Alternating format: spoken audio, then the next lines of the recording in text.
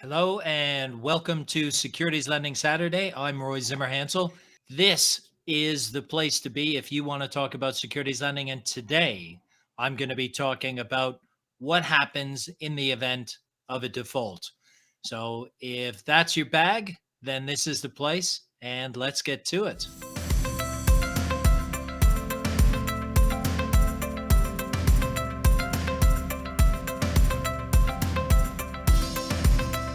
Okay, so welcome everyone. This is another Securities Lending Saturday. This is 13 episodes of the weekly broadcast. That's a quarter of the year. So I'm celebrating, trying to get the word out about securities lending and share it with you. So to anyone that's out there, thanks very much for watching either live or on replay. You're welcome if you're spending a Saturday with me. It is not only raining today, it is bucketing down today. After this broadcast, I'm going to go start building the ark because that seems to be the only sensible solution at this moment. So as always, I've got a big slide deck, part 2 of times of crisis. This time we're talking about defaults, as I said. This is a review of what we've been talking about in the previous 12 weeks. Today, as I said, we're talking about the times of crisis, but looking specifically at defaults. And next week, I'll be talking about specifically Lehman Brothers. And so I thought I'd give you a special separate episode on that. Okay, so that's what we'll be talking about. That's where we're going today. Here we go with part number 13. Don't forget a couple of things there. So first of all, if you want to know where to see this full episode, I told you I would put a link in the channel. So that's our YouTube channel. You'll be able to see the full episode from this or any of the previous 12 or any of our other videos that we've done.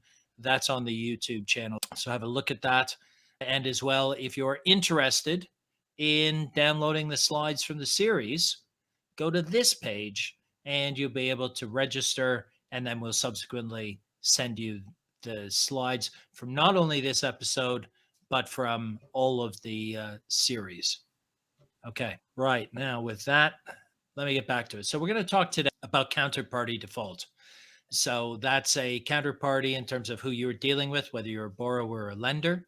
We're also going to look at what happens if a client of your counterparty defaults.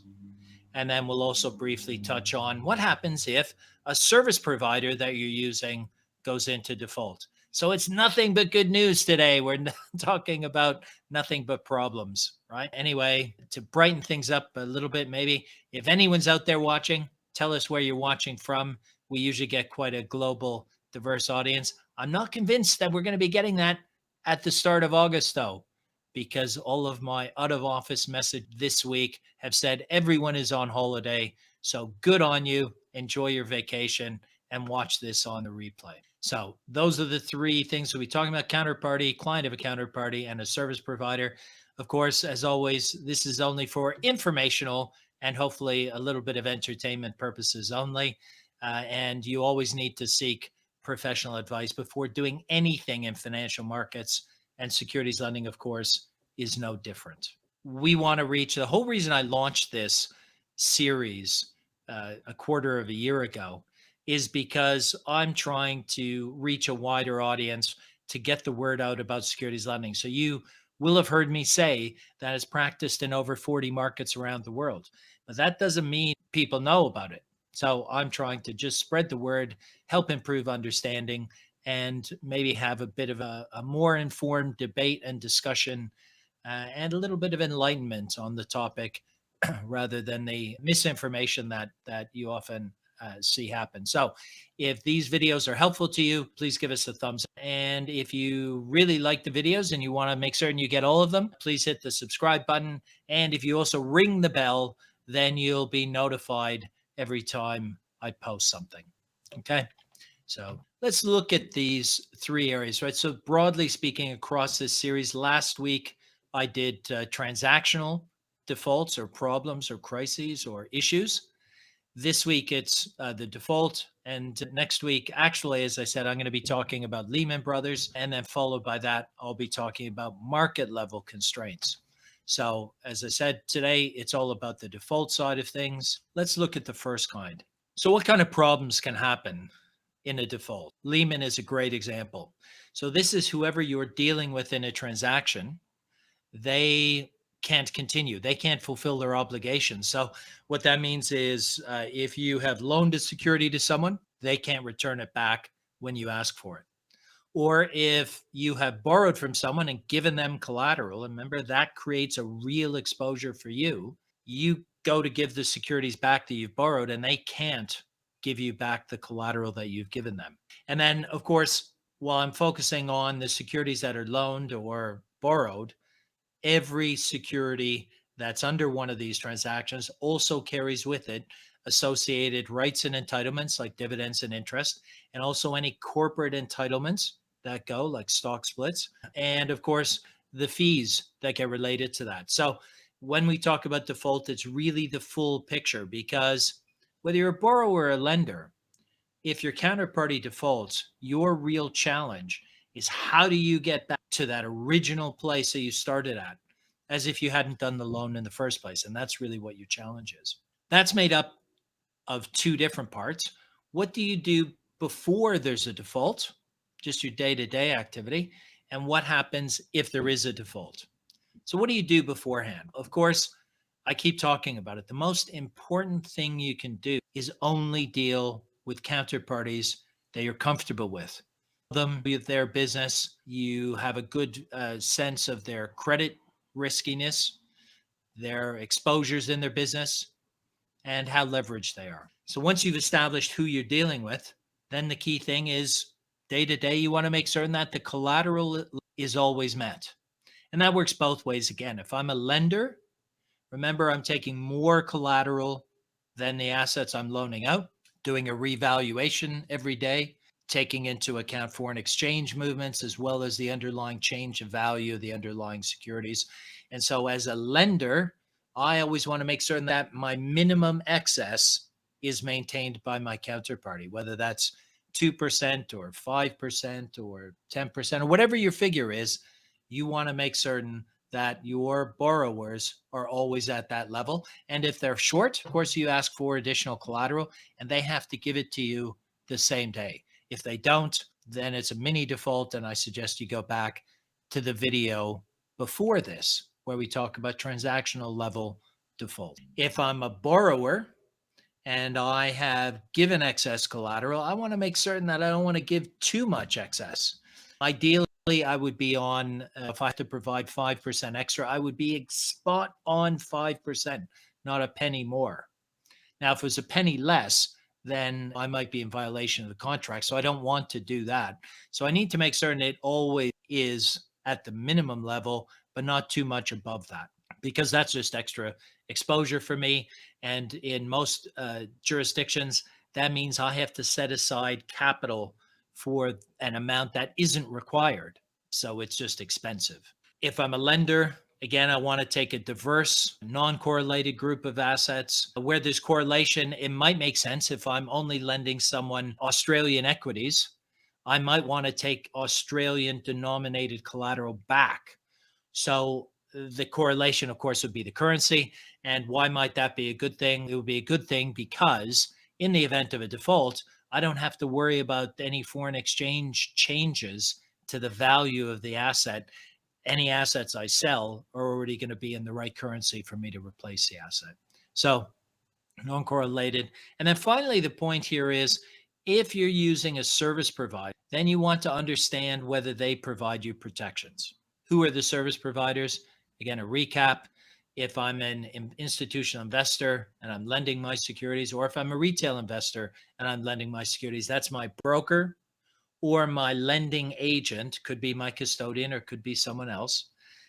They provide, in many cases, some level of extra protection beyond collateral. So be aware what, if anything, is provided, what it's costing you, and what it covers. So again, it can be very granular. Different protections can cover different things. So either check it out yourself or engage with a professional advisor on your behalf to check it out. Okay. So that's what can happen. And that's what you do before it happens. But what happens if there's a default? Okay. So that slide is an extract of what I talked about previously in a risk section. And so, of course, the first thing you have to do if you're a lender or an agent servicing other lenders is dispose of that collateral. You want to sell it, and you want to sell it fast. You want to sell it fast because everyone else is doing the same thing, and you want to be top of the list, right? If everyone is selling Apple shares as collateral, then you want to be at the top of the list, because if you're the 10th, 20th, or 50th person selling Apple, the price might have deteriorated. Remember, stock market prices and bond market prices are just a reflection of supply and demand. If there's more people that want to buy it than sell it, prices are likely to go up. If there's more people that want to sell it than buy it, prices are likely to go down. So if that's going to be the scenario, and in a default, everyone's selling their collateral, you want to be top of the list. So dispose of the collateral and repurchase the asset. So at least from a securities point of view, then you're in the same position that you were before you did a loan. Now, additionally, as I said, because you're trying to get back to that same place, if there's any dividends or interest payments that are outstanding, you need to find a way to collect them. And that's either from the proceeds of the collateral sale, if there's an excess and you're entitled to use that and offset it against dividend and interest, that's great. The same with fees, but not all of them cover that. So that's one thing to check. If there's any corporate entitlements outstanding, that's a little bit harder to cover sometimes. So it depends. What you can do depends on the type of event that it is.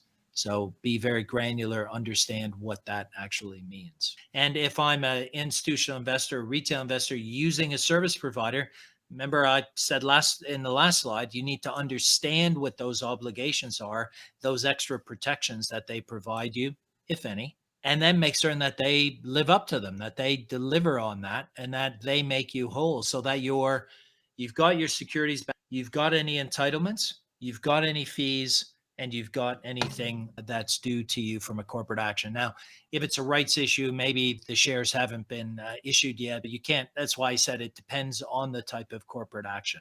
Now, if at the end of all of this, there's still a shortfall, then of course, what you have to do is lodge a claim with whoever the liquidators are, whoever the administrators are for the liquidation of the estate. Of course, you only do that if there is a shortfall. Otherwise, you're fine. And your legal contracts, as it says, standard contracts provide confidence that defaults can be resolved because they've been tested in real world events. So we know that they work. So the legal agreements cover you. You try to get back to your original position. If there's a shortfall, you then rely on your protections from any service providers you use. If those have been exhausted, or if you're the service provider and there's still a shortfall, then you claim it from the administrators. Now, many people will say, what if a firm goes bust? I mean, there's nothing left. Why would I even bother to do that? That's not the case. The Lehman estate was pretty large. The administrators, liquidators did a very good job in getting and reclaiming assets and getting value for those assets, and created quite a big estate against which there were many claims. Don't think that just because a company is out of business that there isn't money to chase after. Okay, so that's a counterparty default. We'll go through the Lehman scenario specifically, less about the mechanics of it because that applied to Lehman as it does to any other default, but it's more about what actually happened in Lehman and what was the impact and aftermath of that. So I'm really looking forward to that one. I hope you are too. But what if, rather than your counterparty goes bust, your a client of your counterparty goes bust? What happens then? Here, I'm only going to focus on the side of the equation where I'm a lender or I'm in a service provider, I'm an agent lender, lending securities to borrowers, and one of the borrower's clients goes into default. I'm not going to deal with the lenders here. There's nothing stopping these sorts of entities from going bust. They can and has happened, right? Sometimes pension funds are no longer viable funds, and quite often in many countries there's government protections or a government fund that buys it, but this doesn't happen all that often. It's much more likely to happen on the borrower side, but don't think it can't happen. Okay? Now, so if we look at, usually it's a client of the borrower that goes into default. Is that something you should worry about? What kind of thing can happen. It's a hedge fund closes. Now, the hedge fund can close for many different reasons. It might, in fact, be a default. They might go out of business. It might be, and it's more likely to be, that the fund is being wound down because it's no longer performing at a sufficient level, or investors have withdrawn so much money that it no longer makes it a viable strategy or fund to pursue. Or it might be a strategy change. This no longer makes sense in market conditions. We don't want to pursue that. We don't see any sort of light at the end of the tunnel where this strategy might change. Or because of the fee structure, and I'm not going to get into this any further, sometimes it makes more sense for a fund that has been underperforming to shut down and maybe even relaunch. But look, there's many reasons. And the obvious question is, how often does it happen? Here's a chart from the Financial Times. The bottom half of that graph, if you can see it in light blue, that is the number of hedge funds that have shut down year by year. So they've been liquidated either voluntarily or have gone into default. That tracks it. So you can see that that first horizontal line that the blue bars cross, that's 200. So you can see that there are hundreds every year that close down. And in fact, if you see that big blip, that's post Lehman, and that's part of what I'll talk about next week, because quite a lot of funds shut down, not necessarily because there was anything wrong with the funds, but they were caught up in assets being frozen at Lehman Brothers. So it's an interesting thing to look. So the bottom line is that funds close down really all the time. So that's really, if you think there's probably about 220 business days, that's basically one fund a day in many years. So it does happen. And mostly people seem to get away with that unscathed. There is no obvious risk to a lender lending to a prime broker where their underlying client has gotten into trouble. But the kind of things that you need to do as a lender dealing with them, because it's out of your control. As a lender or an intermediary servicing lenders, you don't know who your clients, who your borrowers' clients are. You have no control over it. You have no visibility of it, because this arrangement here, if you recall from previous shows, is a principal to principal relationship. The borrowing intermediary dealing with their end client, that's principal to principal. So in theory, the lending agent and the lenders are protected from any default of that borrower's clients. That's why you want to look at being only dealing with strong counterparties. That's the key reason why, because you don't have any control over what their clients do. Number one, if there's a default of one of their clients and you won't know, so anytime you hear about a default, you want to check and stay on top of it. Are they meeting their day-to-day obligations for collateral, for benefits, for any payments, any dividend claims? Are they operating normally? That's your first check. Of course, you're going to be checking that they're properly collateralized every day as well. And you're going to mobilize your credit department anyway, and they should be mobilized on an ongoing basis to continually test the credit status of your counterparties. So remember, the bottom line is you want to have strong counterparties that are appropriately collateralized. And let me just mention one name of an entity, and that is, you may have heard of, Archegos. Okay, so Archegos clearly defaulted earlier this year, caused quite a lot of ructions, caused, in the cases of some of their prime brokers, billions of dollars. Now, a couple of things here. Number one, Archegos wasn't short, so they weren't securities borrowers. So you might say, what's that got to do with us? Fundamentally, a loss for a prime broker, for whatever reason, affects their credit worthiness.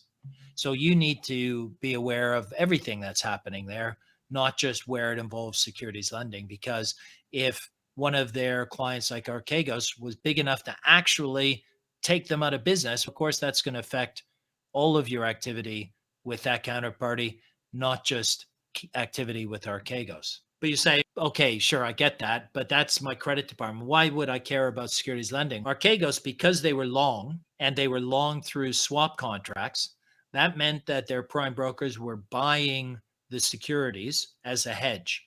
So they have this contractual obligation to Archegos. They buy the security so that they make certain that they can capture the value increase or decrease, that it's a 1-for-1, so that if the stock price goes up, that's good for Archegos. If the stock price goes down, that's bad for Archegos. And the only way those banks can do that is by buying those securities as a hedge. Now, of course, what are they going to do with those securities after they bought them? They're going to be using them as collateral. One thing, I haven't really heard anyone talk about is what happened to the collateral pools that the prime brokers were giving to their lenders when Archegos blew up. Because, of course, each of the prime brokers on different days sold off all of the collateral. So anything that previous to the sell-off was long might have been used in the collateral pool. So you might have, if you're an agent, you might be holding shares in any of those names. And that will all disappear because the borrowers need to reclaim that collateral, replace it, and sell it in the market to dispose of those Archegos positions. So even though Archegos wasn't a borrower through their prime brokers, it still would have had an impact on securities lending. Just wanted to leave you with that thought. Now, service providers. Give me a second. I'm just going to have a drink because my throat is starting to give way. There, I'm back with you, and it says that the sound is back on, so that's good news. Two different service providers in this group. One is the agents, so the lending agents who intermediate between the lenders and the borrowing intermediaries. And that's, as I said, an agency structure. And then the transaction between the borrowing intermediary and the end borrower, that's a principal transaction. And the borrowing intermediary through to the lender, that's also a principal transaction. So what I'm going to focus on here really is what happens if a lending agent goes into default. While a prime broker can default, and we'll talk about Lehman Brothers, that's not what we're talking about here.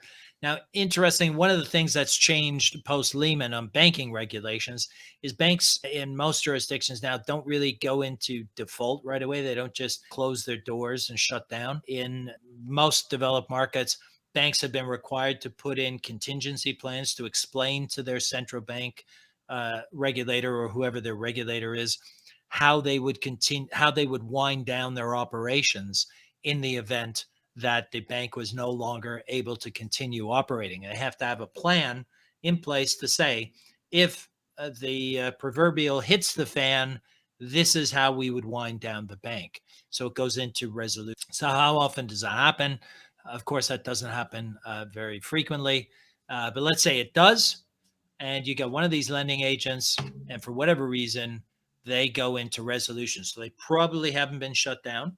Although if you're using specialist intermediaries that are non-banks, then that's something you need to understand. What would happen if you go into some kind of discontinuation of business, a liquidation, close down, a bankruptcy, a default situation? What would happen? So that could happen for fund managers, can happen for companies, it could happen to specialist administrators. So always understand what would happen in the event of them coming into some kind of financial. But for a bank, and that's the example that we use here, they go into resolution. Now, the important thing to remember is that the collateral is owned by the lender. So even though the lending agent may be holding it, if it's securities, the securities will typically be held in accounts that say clients of bank XYZ. If it's cash that's gone into a fund, again, those holdings in those funds or into the underlying investments themselves, the commercial paper or other investments that they might make, like repo transactions. Again, those transactions will be done and held in the name of the client's bank ABC. Now, when I say in the name of clients, it might be a pool. It might just be generically called clients. So an individual client within that program might have to be able to demonstrate what their proportional share is. But that's one of the reasons why regulators want banks to continue to operate, because they need to be able to show that they can differentiate between the clients and give lists and say, this client holds, this client's entitled to that. And what happens sometimes in funds, it actually says you have a proportional interest in this pool of collateral that's held for the clients of AB. Is that kind words from a LinkedIn user? Unfortunately, I can't see who you are because the screen's not showing me your name, but thank you very much. Saying always great catching you on Saturday morning. Much appreciated. Thank you for joining me, and happy to share my thoughts and views. So the collateral will need to be identified, claimed, and then theoretically, any of those lending clients can just take that themselves. Now, realistically, many of them will choose to point out or to appoint a replacement agent to continue the operation, or maybe even wind it down. Okay. Now, if the bank is in resolution and continuing to operate structurally, what's most likely to happen is the operations area of that agent lender will carry on. So there won't be any new loan, but the agent lender operations team might initiate recalls to all of the borrowers to get all of those securities back, release the collateral back to the borrowers, close out all of the positions, and then their job is done. And that would be in their resolution plan that I said they would file with their central bank or other regulator as appropriate. So when I say that they're ring fenced, as an example, in my last bank, legally, the operations support team that administered all of our securities lending operational activity, they were part of a different legal entity that was really an operations processing administration legal entity.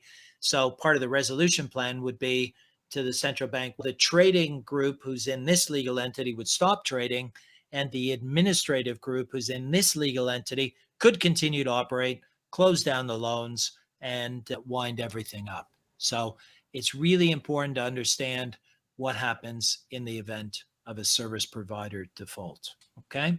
So those are the three areas. You have what happens if a counterparty defaults, and we'll go through Lehman next. What happens if a client of the borrowing counterparty goes bust? And as I said, that kind of happens every day. And the third part is understand what your service provider provides you with and what would happen if they were in some kind of operating difficulty. Look, just a recap, I go into this stuff a lot more detail. I'm sure many of you think this is quite a lot of detail as it is, but there's a lot more detail behind it. You can learn a little bit more in the primer that's free, and that covers really securities lending A to Z or A to Z, depending on where you're watching from. And of course, we have the online course, which goes into much more detail, 8 lessons, an exam, and continuing professional development credits.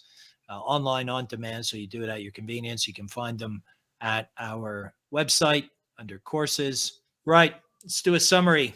We're talking today about counterparty default, specifically what happens if your borrower lender goes out of business, what happens if a client of your counterparty goes out of business, and service provider. So summary again, it's all about picking the right counterparties.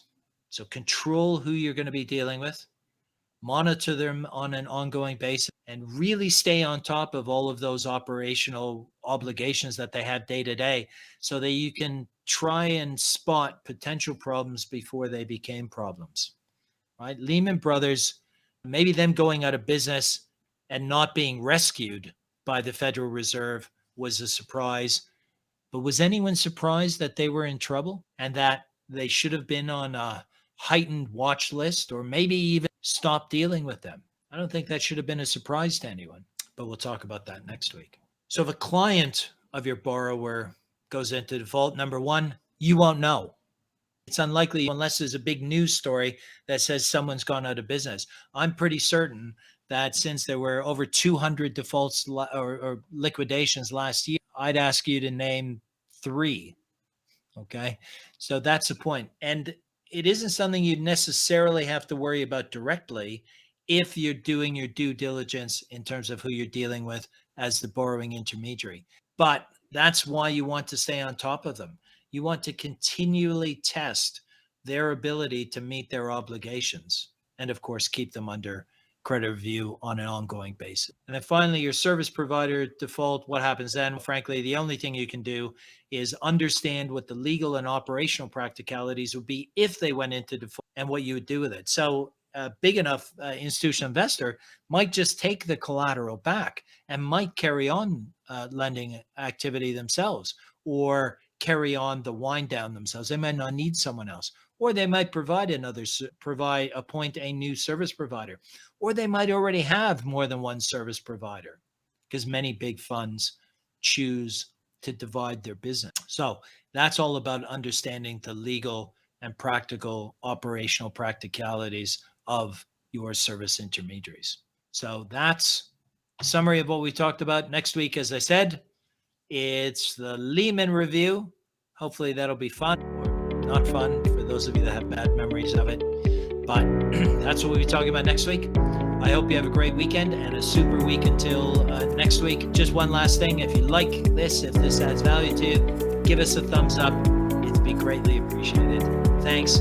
Over and out. Have a great weekend. See you next week.